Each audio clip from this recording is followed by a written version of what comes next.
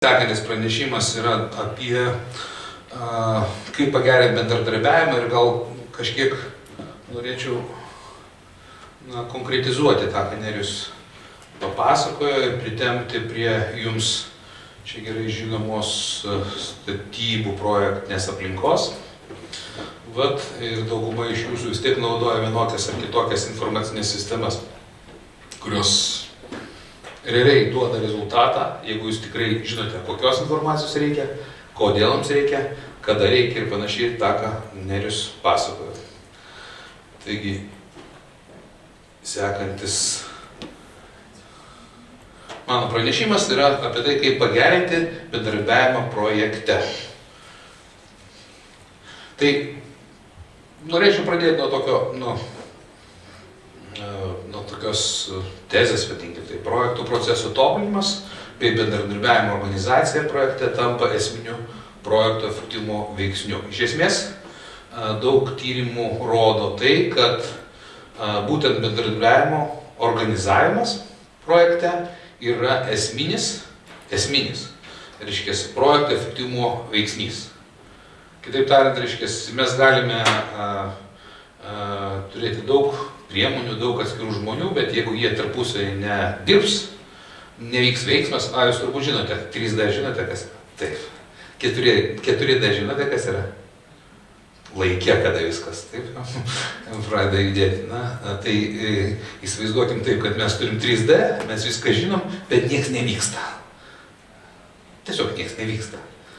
Mes lyg aš žinau kažką, tu žinai kažką, kažkas kažką žino, informacija yra, bet nieks nevyksta. Kitaip tariant, nevyksta komunikacija, nevyksta duomenų apsikeitimai, nevyksta procesas pats nevyksta. Tai vat, esmė yra, tai yra bendradarbiavimo organizacija. Aš į tą norėčiau akcentuoti ir matyti apie tai daugiau pakalbėti. Aš iš savo praktikos ir iš jų, kadangi kai kurie turbūt žinote, kai kurias įmonės, kurias aš žinau ir iš vidaus, daug žiūrėjęs kitų įmonių, galim šiek tiek pasidalinti savo įžvalgą. Čia pasikartosiu mano nuomonė, kad projekto vadybos žinių stygius yra viena iš didelių problemų, tą, ką Nerijus reiškia irgi akcentavo, tai yra žinios, metodikų. O kaip reikia daryti? Tai yra žinių stygius, mano nuomonė yra akivaizdus Lietuvoje projekto vadyboje. Tai yra dėja, bet mūsų universitetai projekto valdymo kaip tokio nedėsto. Tai, ką jie dėsto, galima pavadinti epizodas ir tai daugiau nukreiptas į technologinius dalykus, bet ne į projektų vadybą. Ne projektų vadybą, ne apie planavimą, ne apie, reiškės, elementarius standartinius projekto dėsnius, kuriuos buvo Nerijus geras pavyzdys. Jeigu aš dabar neturiu darbo, tai ką man geriau daryti? Ar mesti resursus į kitą užduotį, ar ne? Elementarus klausimas, nors iš tikrųjų tai yra teorija, bet tai prašytos knygos. Kada, ar reikia, ar nereikia mesti resursus, multitaskingas, tai vadinasi, problema multitaskingo. Taigi projekto vadybos žinių stygius, bet šiandien mes nesiplėsim šitą temą. Aš tiesiog paraginčiau skirti žymiai daugiau dėmesio žiniom, žinių įsigijimui, nes be žinių, matyt, su veiksmų irgi sudėtinga būtų tikėtis.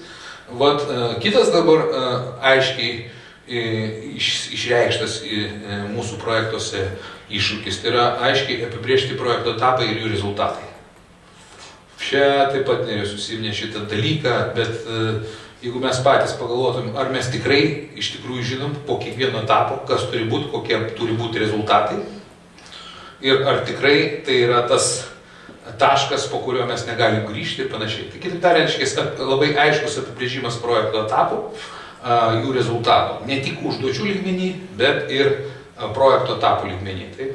Ir, pasakykite, RSTRS aprašo tai, kas yra techninio projekto rezultatas, kas yra darbo projekto rezultatas.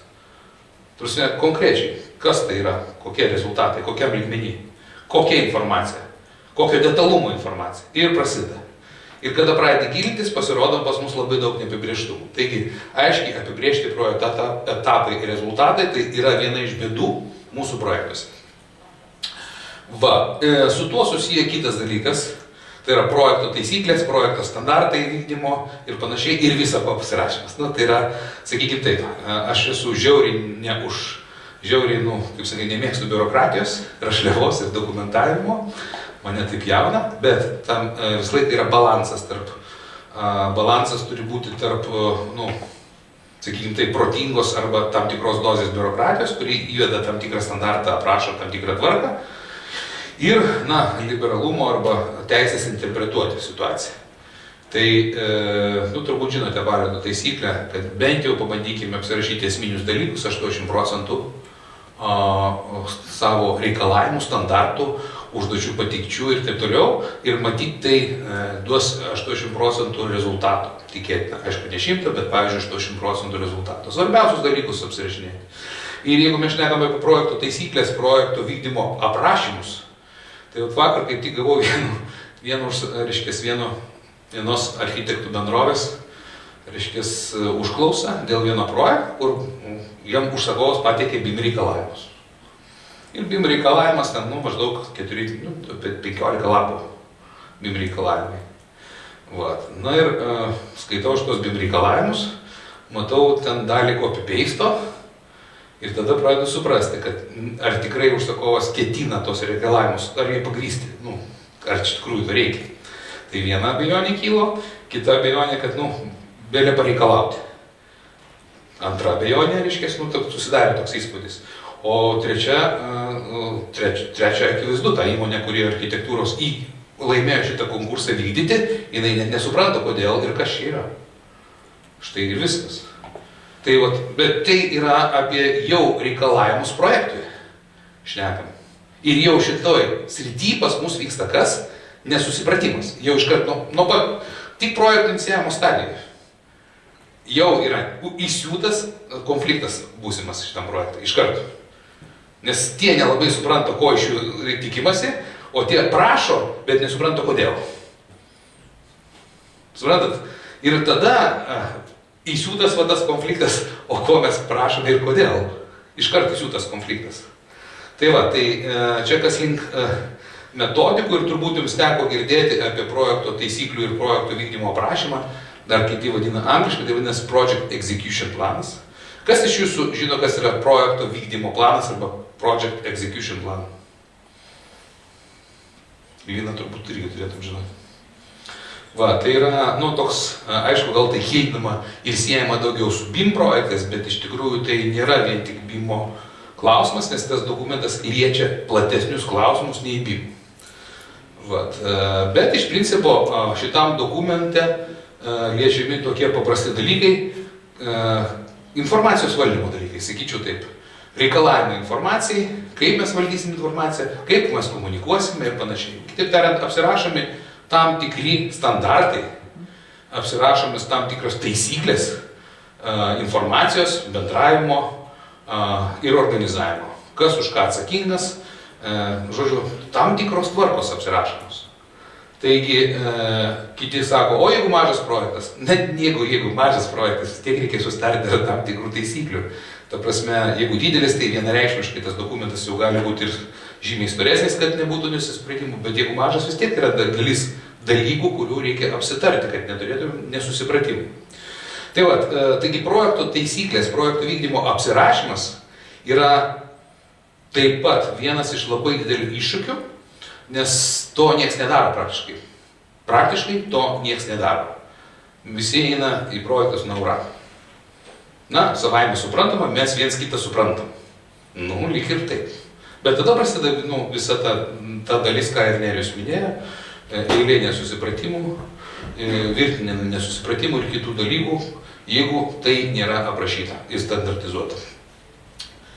Kitas dalykas, jeigu šnekėti apie iššūkius, vėlgi norėčiau grįžti į tą, Nerijus labai teisingai akcentavo į vieną dalį, tai planas, bet sekantis dalykas yra kolaboravimas.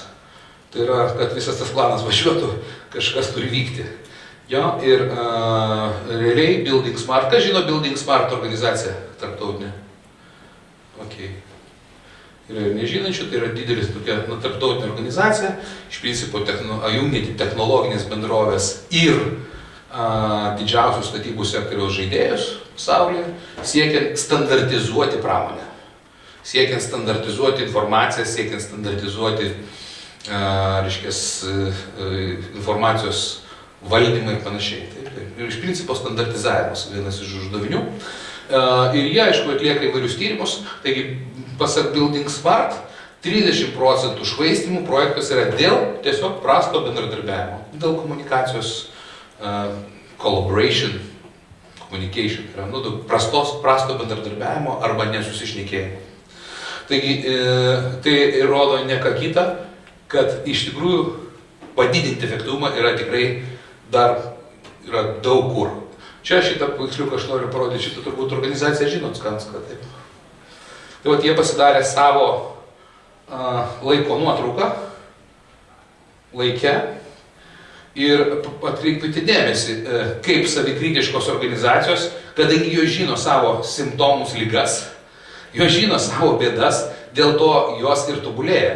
Jeigu mes nežinom savo ligų, nepripažįstam jų, pas mus viskas gerai, mes niekados nesuprasime, kad pas mus yra o čia didžiulis rezervas. Mes matome, kad mes esame produktyvūs tik 30%. Mes matome, kad pas mus labai daug laiko nueina apie vaikščiojimus, transportavimą, kitaip tariant, medžiagų judėjimai, žmonių judėjimai ir taip toliau, kas iš principo nesukuria pridėtinės vertės, teisingai, pagal Lean metodiką. Ir aišku, šitas laukimas. Laukimas yra tiesiogiai susijęs su planavimu, su koordinavimu procesų. Taigi, įdomus dalykas pripažinti, pamatyti, kur dar galima būtų, tobulinti vieną ar kitą dalyką. Tai tiesiog tai yra dar vienas papildomas įrodymas, ką Building Smart ištyrė, kad komunikacija yra labai didelė problema ir labai daug laiko švaistymų. Šitas iš principo pjūvis kitoks, bet irgi panašus. Tarp kitko, ta pati Skanska padarė vieną įdomų tyrimą. Jie paskaičiavo, kiek vidutinio projekto vadovas sugaišta laiko, eidamas nuo būdelės, nuo to vietinio ofiso, taip, į, objekto tam tikras vietas ir grįžinėdamas, kad atsinaujinti informaciją. Brėžinius. Prašiausiai. Nueina, reikia grįžti, pasiimti brėžinius. Tai paskaičiavimas yra labai paprastas. Į savaitę tas pasivaikščiojimas kainuoja pusę dienos. Pusę dienos pasivaikščiojimas. Tada jie labai greit primetė, tai gal padėkim taip, duokim mobilią planšetės tiem visiems projekto vadovam ir pažiūrėkit, kaip mes iškart sutaupom. Mes sutaupome į mėnesį 2 dienas, į metus, tai planšetė ir atsiperka. Informacijos prieinamumas, tuoj pat čia ir dabar. Čia ir dabar informacija. Ir dėl to dabar, yra diegiamos, būtent mobilios darbo vietos, arba mobilumas diegiamas. Tai yra čia ir dabar informacija, prieiti prie informacijos čia ir dabar. Čia gal geras pavyzdys. Jeigu šnekėt apie projekto etapus, jų rezultatus, arba aiškiai apibrėžtus etapus, tai turbūt daugelis iš jūsų girdėjo apie metodiką arba RIPA Plan of Works, tokį metodą, taip?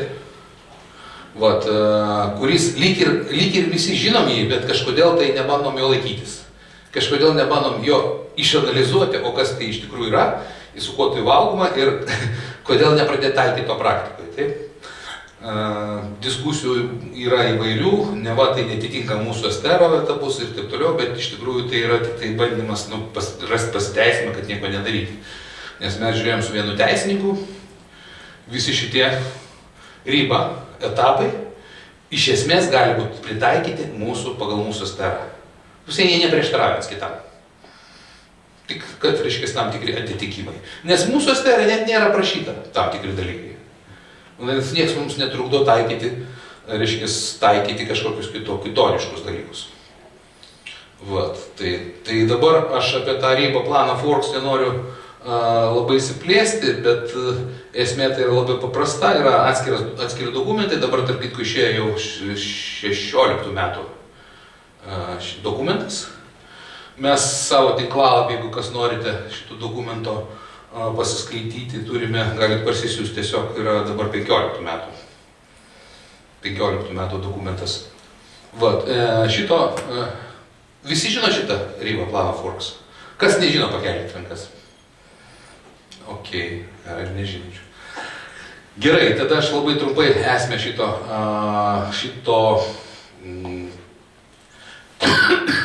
pabandysiu paaiškinti labai smarkiai trumpai esmę. Čia yra tam tikri projekto etapai, jie yra 7 etapai. Pirmas etapas tai yra projekto inicijavimo etapas, kada užsakovas inicijuoja, pavyzdžiui, būti projektu ar nebūti. Kitaip tariant, sprendžiami globalūs klausimai, ar man reikia šito projekto ar ne, aš esu užsakovas. Toliau yra pasiruošimo etapas, kurio metu, kurio rezultatas, va taip ir reikėtų kalbėti, kaip yra kiekvieno etapo, kas turi būti padaryta, kad pradėti etapą ir kas turi būti, koks yra rezultatas. Taigi rezultatas antrojo etapo, tai yra pasiruošimo etapo, tai yra iš vienos pusės aiškiai apibrėžti reikalavimai projektui, iš vienos pusės, tai yra ko aš noriu, pavyzdžiui, ar tai BRIM projektas ar ne, kodėl. Tai yra reikalavimai projektui, reikalavimai reiškia pačiam projektui ir reikalavimai komandai ir atrinkta komanda. Štai yra pasiruošimo etapas, atrinkta projektavimo komanda. Su visais savo specialistais, visais pabrėžiu savo specialistais. Trečias etapas, jeigu aš neklystu pagal spalvas, dabar nesvarbu tos spalvos, čia mano vienas paveiksliukas matau dingo, yra conceptual design arba konceptualus projektas. Pas mus galima būtų jį prilyginti prie kokio etapo? Prieš projektinį pasiūlymą, taip? Tik esminis skirtumas yra toks, kad prieš projektinius pasiūlymus puola ir daro visi. Tai yra visi specialistai, kurie jau yra atrinkti šitam darbui. Tai kitaip tariant, tai yra ne tik architekto, bet tai yra ir konstruktorius dirba kartu, ir inžinieriai ir panašiai. Kitaip tariant, dirba jau komunikuodami ir derindami sprendinius, o ne taip kaip pas mus. PP yra daromas tik architekto, kuris atsižvelginėja tik į savo, iš savo prizmės žiūri į projektą. Štai viskas. Taigi, koncepcijos etapo svarbiausias užduotis yra parinkti optimaliausius sprendinius esminius. Palyginti įvairius variantus ir parinkti esminius sprendinius. Štai ir viskas. Paprasta. Štai kam yra skirta conceptual design. Sekantis arba koncepcijos projektas. Sekantis etapas, po kurio gali būti skelbiamas, tarkim, genrangos netgi, jeigu tai yra pirkimo būdas, sakykime taip, design to build. Tai yra arba genranga gali būti skelbiama, kurį toliau ves projektą, arba atskiras etapas projektavimui skelbiamas, arba tie patys žmonės gali tęsti. Sekantis yra tai vadinamas design development etapas. Arba projekto vystymo etapas. Atkreipiu dėmesį, po koncepcijos, kai mes nusprendėm, kas turi padaryta ir kodėl, pagrįsta, paanalizuota, palyginta, mes pradedam, einam į etapą projekto vystymo, kur atsakome į klausimą, kokį, kaip. O kaip? Pasirinkti variantai, mes juos tiesiog detalizuojam, realizuojam. Iš principo tai yra daugiau negu techninis projektas mūsuose. Kas Lidlą darė iš jūsų? Kas tą darė? Dar kas nors Lidlą darė? Tai va, dabar įsivaizduokit, techninis projektas Lidlo supratimu. Tai biškai kitas lygis, išbaigtumo lygis visai kitas. Tiesiog išbaigtumo lygiai yra didesni ir, beje, Baltarusijoje tas pats yra, Latvijoje, tarp kitko, irgi techninis projektas pagal jų savoką įstatymą irgi yra labiau išbaigtas. Baltarusijoje ten tas A projektą architektūrinį, mes irgi pažiūrėjom, ten pakankamai detalus. Austraitinai ten iš viso reiškės. Tai klausimas yra toks, tai vat, design development etapas yra skirtas tam, kad atsakyti, išbaigti projektą. Visas projektų dalis savaime suprantama. Ir sekantis etapas tai yra technical design vienose metodikose, vadinamas kitur construction design arba construction information, bet vadinkim taip, production information, žodžiu, skirtingose metodikose skirtingai naudo. Esminis dalykas yra tai, kad sekančiame etape Komandą papildo visi subrangovai. Visi, ne tik rangovas, bet visi subrangovai, kurie papildo projekto komandą ir detalizuoja jau iki gaminio lygmens. Na, susitarė dėl konkrečiai, kokia vėdinimo kamera, ką mes pirksim, kas tai yra konkrečiai. Vat. Tas sekantis etapas, iš principo pas mus lyg ir teoriškai atitinka darbo projektą. Lyg ir atitinka teoriškai. Na, bent jau formaliai mes galime visą laiką šitą etapą pakišti po šito. Bet pridėti labai aiškiai projekto rezultato apibrėžimus ir reikalavimus, ko nepadaro steras. Taigi mes turime labai aiškiai apibrėžtą sistemą, kurią galima taikyti. Taigi rangovas atsiranda po design developmento arba anksčiau. Po design development atsiranda genrangovas su visais rangovų, atsiprašau, su visa rangovų komanda ir pradeda jau kartu su tais, kurie projektavo, dirbti siekiant detalizuoti visiškai projektą iki LOD 500. LOD, žinot, kas yra sistema Level of Development. Tai yra dar vienas geras instrumentas, kurį taip pat mūsų tinklalapį gali atrasti. Apie tai parašyta, kuris padeda susitarti tarpusavį, apie kokį detalumą mes šnekame. Tai va, taigi, sekantis etapas tai yra, beje, dar vienas svarbus momentas. O štai šitas etapas, kuriame rangovai, realiai rangovom tai yra pasiruošimas statybai etapas. Gamintam tai yra tas etapas irgi pasiruošimas gamybai. Taigi, dar šitame etape, kas vyksta ir kas yra labai svarbu, deliverables arba pateiktis šito etapo yra vykdymo planas, execution planas. Tai yra aiškus teikimo, ta prasme, statybų planas, darbų planas. Detalus darbų planas, bent jau detalus tiek, kiek reiškiasi kažkiek į mėnesį į priekį. Vat, čia gimsta būtent tam etape, bet apie tai pas mūsų tinklalapį yra tiesiog kiekvieno etapo aprašymas ir atskiras straipsnis. Taip, kad aš gal negaišiu laikų. Ir sekantis yra jau vykdymas. Jeigu gerai suplanuoji, gal ne taip kaip japonai, bet jeigu gerai suplanuoji, iš tikrųjų vykdymas yra kur kas sklandesnis. Taigi, vykdymas, toliau projekto perdavimas etapas ir paskutinis etapas, gal pas mus, kuris nėra aiškiai išskirtas, tai yra in use. Yra pagal įstatymą apibrėžtas projekto etapas, kai projektas dar nesibaigė, nes ir statinys yra eksploatacijų. Tai yra eksploatacinis laikotarpis, nors pas mus irgi, man atrodo, yra toks etapas, per kurį dar nesiskaito, kad projektas yra užbaigtas. Ir rangovai neturėtų gauti pinigų visų. Arba visa komanda neturėtų gauti pinigų, nes jeigu vėdinimo sistema neveikia, tai klausimas, kas čia kaltas, ar montuotojai, ar projektuotojai. Va taip. Tai vat, šitas ryba iš principo labai aiškiai sudėlioja, kokie rezultatai ir kas turi būti padaryta kokiame etape. Bet planavimas, aišku, ką Nerijus ir aiškino, yra dar smulkesnis. Kitaip tariant, kad pasiekti tam tikrus uždavinius, mes einam link užduočių. Bet mes dabar bent jau šitą dalyką, reiškia, kas turi būti padaryta kokiame etape, susitvarkė, manyčiau, pasiektumėm žymiai geresnių rezultatų projektuose. Toliau, visa tai susijęs su projekto vykdymo taisyklių rinkiniu, apie kurį mes šnekėjom, ir tokio dokumento sukūrimas projekte, ar tai būtų BIM, ar tai būtų ne BIM, vienareikšmiškai sveikas dalykas, sustarti dėl projekto etapų, sustarti dėl komunikavimo, kas už ką atsakingas, kas kam, kokiu būdu raportuoja, ir panašiai. Tam tikrai reiškės taisyklės, projekto vykdymo taisyklės. Gal pabrėšiu kelis svarbus niuansus. Gal jie daugiau yra iš mūsų praktikos, ir mūsų BIM vadovai, Nerijus, iš Rygos Akropolio tam tikros įdomios praktikos prisirinkę esam, reiškės, ir iš kitų mažesnių.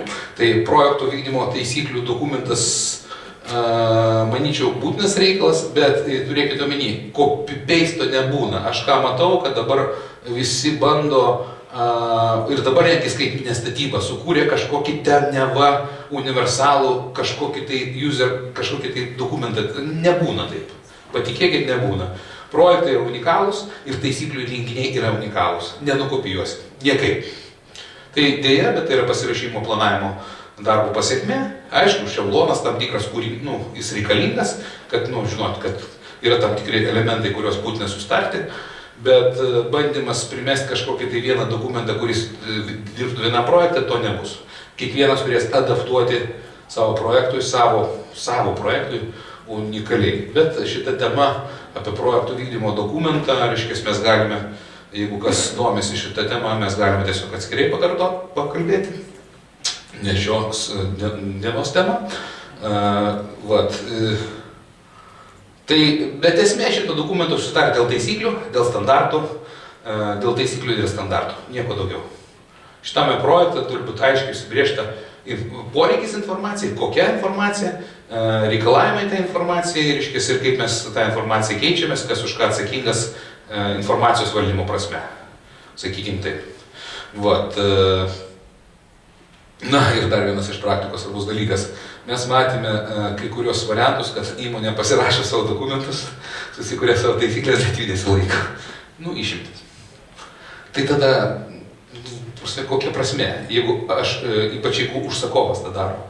Aš turiu tam tikrus reikalavimus ir aš pradedu nuolaidžiauti savo reikalavimų. Tada visi vykdytojai pradeda nuolaidžiauti kitom taisyklėm. Ir viskas kaip portų namelis iškart griūna. Tai kodėl tai yra labai svarbu? Kartais, ar tai būna užsakovas, nesvarbu kas. Jeigu jau iškėlė reikalavimą, tai būk mielas ir laikykis jo. Arba susitarimą. Tai vienas dalykas. Kitas dalykas, nekelk perteklinių reikalavimų. Nes kaip šiuo atveju, kai kurie iškelia tokius reikalavimus, nežinodami, dėl ko jie iš viso tą daro, ir po to pradeda nuolaidžiauti, nes jie nesupranta patys. Gal iš tikrųjų čia nereikia to. Čia gal irgi iš to nereikia. Čia gal irgi nusileisim. Ir viskas. Ir tada palaida bala gaunas. Ir tos taisyklės, tos rinkinys gaunas formalus dalykas, kuris visiškai nebedirba. Nes visi supranta, kad tai yra, kažkam padarytas dokumentas. Bet ne mum. Ne projektų vykdytojams. Kažkam.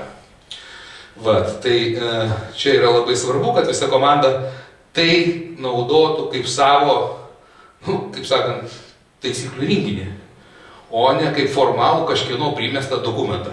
Yra žiauriai svarbu, kad tai būtų nuo pat projekto pradžios komitmentas arba susitarimas visų šalių laikytis tų taisyklių. O ne būtų primetimas iš vienos pusės arba iš užsakovo pusės, ypač jeigu jūs neįtraukite tas taisyklės užsakovą, labai dažnai užsakovas sako, tai kam čia dabar? Ne, man nereikia to. Ir tada prasideda. Kažkoks konsultacinė bendrovė arba generalgovas sukuria savo taisyklės, užsakovas, kažkas užsakovo bendrovė, bet mums nereikia to. Ir viskas, tada prasideda nuolaidžiavimai. Ir visos pastangos žlunga įvesti tvarką. Kitas, aišku, dalykas informacijos kokybė, kas, manyčiau, yra visą laiką problema. Jūs gaunat informaciją, tai tikėtina jūs priimat sprendimus jų pagrindu, tos informacijos pagrindu, kai priiminėjami sprendimai. Tos informacijos pagrindu jūs darote savo darbus, vadinasi, ta informacija turi būti patikima. Patikima, aktuali, vadinkim taip, laikė aktuali ir patikima. Tai informacijos kokybė yra labai svarbu. Beje, šitas dokumentas ir vienas iš uždavinių aprašyti informacijos kokybę. Šito dokumentas vienas iš skyrelių, jis tiesiog aprašo, kokia informacija, kokiam lygmenį, kokio detalumo ir taip toliau. Iš principo mes šnekam apie, nebūtinai BIM, bet iš principo norim sukurti statinio informacinę sistemą. Tai yra siekinys, kurią galima pasitikėti, turime žinoti reikalavimus informacijai. Taip, kada ir kokio detalumo informacija turi būti. Tai iš principo šitas dokumentas, vienas iš uždavinių šito dokumento, reiškia informacijos aprašymas, kada, kur, kas, kada, kodėl, kam. Ir tada be abejo komunikacinis planas, kaip mes komunikuosime, kaip mes keisimės informaciją. Taigi sekantis mūsų šios pagrindinė tema, reiškia, kaip tik ir seminarų yra, mums reikia kažko, kas užsuktų tą variklį. Na gerai, turim informaciją, ten tas guli, ten tas guli, ten tas guli. O kaip visą tai veikia? Nu, mechanizmas informacijos apsikeitimo, komunikavimo mechanizmas ir taip toliau. Vat, kas iš jūsų bandė dirbti per BIMsite ir keistis informaciją per Tekla BIMsite nemokamą programėlę? Būtų gerai, kad ten būtų, pavyzdžiui, užduotis, kam paskirta, iki kada padaryti, taip. Reiškės, kad būtų reminderiai. Būtų gerai, kad, reiškės, nieks nepasakytų, o aš tai neskaičiau tavo žinutės. O įrodyk man, kad tu man siuntėjai, kad aš gavau. Ir prasideda. Va tokie, nedideli niuansai kartais, sukelia didelių nesusipratimų. Reiškės, aš tau nusičiau žinutę, tu ją gavai? Ne. Tai ką aš dabar turiu kontroliuoti, kad ar tu gavai mano žinutę? Tai koks čia efektyvumas? Bet jeigu yra sistema, kuri, reiškės, tu nusiuntei žinutę, tau elektroniniu paštu atsiunčia, tu negali pasakyti, kad aš negavau. Tai jau turbūt kažkas kita. Tai kitaip tariant, aš epizodą dabar tik paliečiau. Bet iš principo mes turim pagalvoti apie informacijos judėjimo, komunikavimo, reiškės, visą mechanizmą. Ir dažniausiai dabar, dabar kaip tik ir pasigendu aš projektuose. Tai yra, atskirai dalis yra, bet nieks jų nejungia. Nieks jų nejungia į informacijos apsikeitimo sistemą. Vat. Ir dėl to mes nusprendėm, kad matyt pats laikas ir jau dabar pasaulyje gimsta tos technologijos ir pats laikas pradėti šnekėti apie tai, o kaip mes komunikuojam. Kaip mes komunikuojam. Vat. Ir šiandien mes, reiškės, matom akivaizdų projektų organizavimo sistemos poreikį. Mes akivaizdžiai matome projekto organizavimo taisyklių poreikį. Tai neatsiejama nuo tam tikros vieningos bendradarbiavimo platformos arba vieningos informacinės sistemos, kur įtraukia visus projektų dalyvius. Nors kai kurios įmonės galvoja, kad padarykim nedidelę komunikavimo sistemą. O tu, aš ir aš. Jo, bet projekte mes keičiamės informaciją su kuo? Su vidiniais dalyviais, su išoriniais dalyviais, su brangovai, valstybinės institucijos ir taip toliau ir taip toliau. Kitaip tariant, į komunikaciją sistemą įtraukime begalę žmonių. Begalę žmonių. Ir klausimas, kiek įtrauksite, tiek tvarkos ir turėsite. Reiškės, jeigu jums ten su brangovui nenorit, kad jis būtų įtrauktas į komunikaciją, nepasišėrinat tą informaciją, kuriems jam priklauso, tai jis tiesiog bus už tos tvarkos ribų. Ir bet kada galės, ir jis lauks jūsų tradicinių būdų.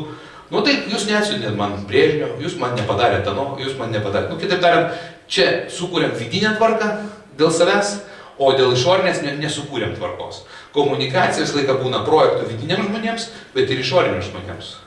Su brangovams, reiškės, partneriams, klientams ir taip toliau ir taip toliau. Ta prasme, aš noriu pabrėžti vieną dalyką. Mes nešnekam apie lokalę tarp projektuotojų arba tik tarp rangovo, reiškės, komandos narių. Tai turi būti globali komunikacinė sistema. Mes turim pagalvoti globaliai, kaip mes keisimės informaciją su visais.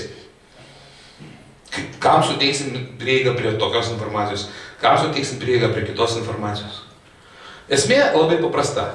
Kodėl aplamai tokios sistemos gimsta? Dėl paprastos priežasties. Turim projekto kažkokią tai versiją. Įsivaizduojate, ne? Nes vis laiką versijos keičiasi, ne? Ir dabar, reiškės, nuo tos versijos atsispyrę visi dirba. Statybininkai ten kažką daro, gamybininkai pradėjo kažką jau netgi gaminti ir panašiai. Ir dabar, reiškės, esmė yra ta, kad pasaulis siekia, kad būtų, taip sakant, tai vadinasi common data environment. Kad tiesa apie projektą arba informacija apie projektą būtų viena vienintelė, o ne daug kopijų, kurios vaikšto per elektroninius paštus, per failus. Ar supratot? Esmė yra ta, turėti common data environment. Tai yra viena informacija, su kuria dirba visi. Štai kur yra esminis lūžis ir esminis ideologinis pokytis informacijos valdyme. Visi dirba su vienu modeliu. Informacijos modeliu. Tai nebūtinai, aš turiu fiziškai modelis, bet visi dirba su viena tiesa. O ne, kiekvienas tos tiesos gabaliukas vaikšto savo elektroninį paštu, keliauja kažkur kitur. Tiesiog suteik tam, kam reikia, organizuok informacijos prieigą prie vienos tiesos. Štai kur yra esmė. Suteikti prieigą pagal tam tikras taisyklės prie vienos tiesos. Ir visi dirba su tą pačią tiesą. Atnaujina ją ir panašiai. Tai vat BIM, tam tikrą prasme technologijos, daugumą iš jūsų jas žinote, iš esmės atlieka tą rolę, bet nepakankamai. Nes tie BIM modeliai irgi yra pas jūs vieni, pas jūs kiti versijos ir taip toliau, taip toliau. Tai yra tie patys, mes tai vadinam dokumentai, elektroniniai dokumentai. Tai vat jų organizavimas, tai taip pat yra vienas iš labai įdomių uždavinių, kaip organizuoti juos, kokia tvarka turi būti, kokia tvarka bus versijavime ir visi šitie dalykai. Tarp kitko visą tai aprašoma tam pačiam projekto vykdyme, turėtų būti aprašoma ir sutariama projekto vykdyme dokumente. Bet esmė organizuoti kreipimąsi į vieną šaltinį. Va, tai tiek ir mes po truputį prieinam prie kitos temos. Mes pereinam prie informacinės ir arba komunikacijos sistemos, kuri padeda suvaldyti informacijos srautus ir laiku įvertinti tą informaciją ir laiku suvaldyti situaciją. Iš esmės, visi mūsų valdymo sprendimai remiasi paprastų dalykų informacija, kurią mes dabar turime. Jeigu mes turime neteisingą, mūsų sprendimai neteisingi, jeigu mes turime pavėluotą, mūsų sprendimas irgi neteisingas ir panašiai. Tai esmė, kaip suvaldyti informaciją. Dėl to viena iš problemų tai yra informacinės organizacinės sistemos, kaip sakysim, diegimas. Ir dabar sekantis toliau mūsų seminare mes kalbėsime apie vieningą projekto bendradarbiavimo sistemą. Sampo iš Trimble organizacijos mums papasakos apie Trimble technologijas, kurios leidžia suvienyti visus projektų dalyvius ir įvairias technologijas. Ar tai būtų Tekla, ar tai būtų ten Revit, arba dar kažkokios kiti dalykai. Mes turim vieną komunikacinę erdvę, vieną komunikacinę platformą.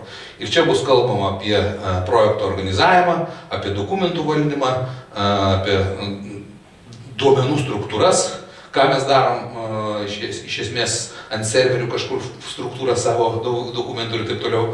BIM modelio organizavimo, patikras, komunikaciją, užduočių valdymą, užduočių vykdymo kontrolės ir panašiai. Ir po to, po pertraukėlės, bus galimybė išbandyti naujausias technologijas, tai yra, vadinkim taip, miksas virtualios realybės su tikra realybė, kur pabandyti tiesiog, po pertraukos bus pristatymas Microsofto ir Trimble technologijų vystymo srity, kas tai yra per technologijos, link ko eina ir ką su jom galima bus daryti ateityje ir dabar netgi. Vat, ir po to gal kol kas ir viskas. Sampo, so please welcome.